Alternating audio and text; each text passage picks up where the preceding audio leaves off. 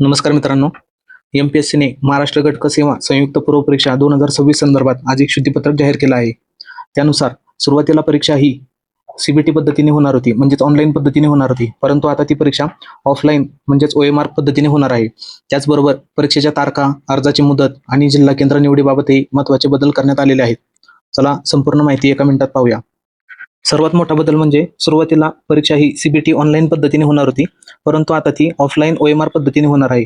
तसेच आयोगाने संयुक्त पूर्व परीक्षेच्या तारखांमध्ये देखील बदल केले आहेत. सुरुवातीला 17 सप्टेंबर 2026 रोजी परीक्षा होणार होती, परंतु आता पूर्व परीक्षा 25 ऑक्टोबर 2026 रोजी होणार आहे.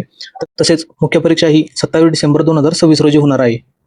त्याचबरोबर अर्ज सादर करण्याचा अंतिम दिनांक हा 31 जुलै 2026 पर्यंत वाढवण्यात आला आहे आणि ऑनलाईन पद्धतीने परीक्षा शुल्क भरण्याचा अंतिम दिनांक 3 ऑगस्ट 2026 पर्यंत वाढवण्यात आला आहे. यामध्ये एक बदल केला आहे की चलनाद्वारे परीक्षा शुल्क भरण्याची सवलत बंद करण्यात आली आहे. फक्त ऑनलाईन पद्धतीनेच शुल्क भरणे आवश्यक आहे. पुढचा सर्वात मोठा बदल म्हणजे जिल्हा केंद्राची निवड.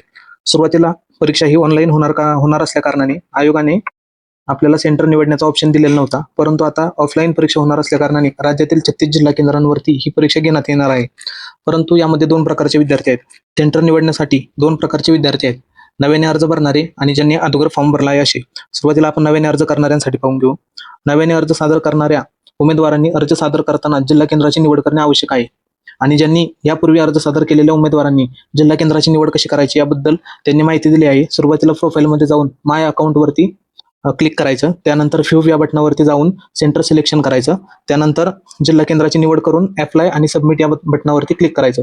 परंतु हे ऑप्शन 19 जुलै 2026 दुपारपासून सुरू होणार आहेत आणि ते 31 जुलै 2026 पर्यंत अनिवार्य राहतील. यामध्ये ज्यांनी अगोदर फॉर्म भरलेला आहे त्यांनी पुन्हा परीक्षा शुल्क भरण्याची गरज नाही.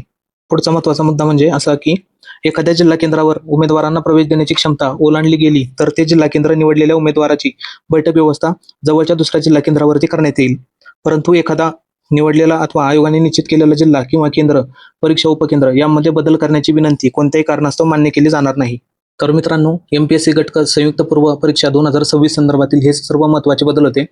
हा व्हिडिओ तुमच्या मित्रांपर्यंत नक्की शेअर करा, जेणेकरून कोणतीही महत्त्वाची अपडेट त्यांच्या हातून चुकणार नाही. अशाच अचूक एमपीएससी अपडेट्स मिळवण्यासाठी एमपीएससी योद्धा या चॅनलला सबस्क्राईब करा. धन्यवाद.